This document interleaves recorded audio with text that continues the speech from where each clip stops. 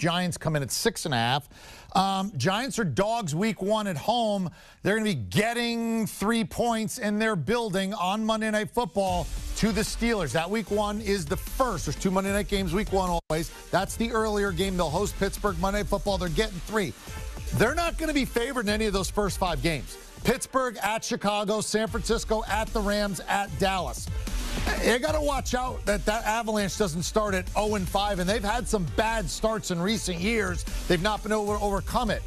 Pete Prisco, 6.5. Is that too much given that start and those 5 games? Yeah, I think it is. And I do think this team in a couple years will be a good football team, but I'm not so sure it's going to happen this year. Remember, they got a new coach, Joe Judge, taking over. What's he going to implement there? And when can he get with his guys to do that? They have a second-year quarterback in Daniel Jones. That's a young quarterback working with a young head coach. That's always tough, particularly if you can't get in and get the work done.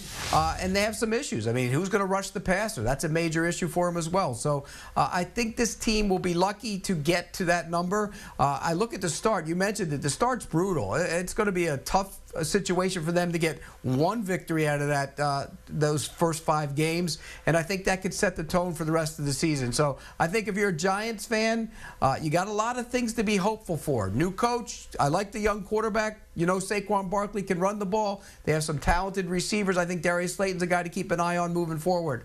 But they still have a lot of holes, and this is going to be a tough season for the Giants. I take the under. Steelers, Bears, 49ers to start the season. I mean, that's just tough sledding for a team that's got a new head coach, that's got a lot of young pieces on offense who are still trying to improve. I think that's the challenge early on is offensively.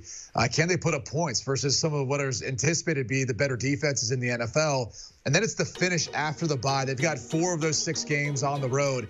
That's going to be a tough way to finish your season and try to pull out wins versus some divisional opponents, but also some just better teams in the NFL, like Baltimore in Week 16. So bottom line is this is not the year for the New York Giants. I would take the under in regards to their over-under for wins, this season. But this could be a year that's kind of a building year for Joe Judge and the rest of his staff. And you say that first 3 games, like you said, Steelers, Bears, 49ers. And then, by the way, weeks 4 and 5, if they throw in 3, is at the Rams and at Dallas.